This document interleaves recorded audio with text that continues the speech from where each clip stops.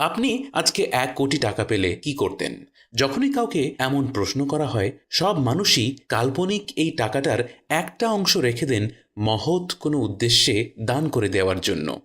এক মুহূর্তের জন্য সত্যি সত্যি চিন্তা করে দেখুন তো, যদি আজই আপনি আকস্মিকভাবে পুরোপুরি হালাল উপায়ে ১ কোটি টাকা পেয়ে যেতেন, আপনি এর কতটুকু দান করে দিতেন? আশ্চর্য বিষয় কি জানেন? আপনি যেই পরিমাণে নির্ধারণ করেন না কেন, সেই পরিমাণ দান করার যে পুরস্কার আল্লাহ আপনাকে দিতেন, সেই পুরস্কারটা আপনি আজই পেতে পারেন সেই বিশাল পরিমাণ টাকা না থাকা সত্ত্বেও।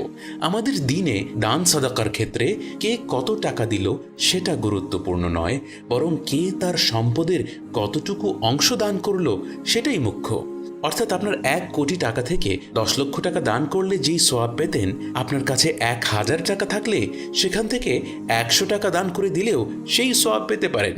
আমি এখন একটু আর্থিক সংকটে আছি, হাতে একটু টাকা পয়সা আসলেই দান করে দেব, অথবা আমি স্টুডেন্ট মানুষ, পড়াশোনা শেষ করে আয় করা শুরু করলেই দান করে দেব, এমনভাবে চিন্তা না করে আসুন যে যেই অবস্থায় আছি অল্প অল্প করে নিয়মিত সাদাকা করার অভ্যাস করে তুলি।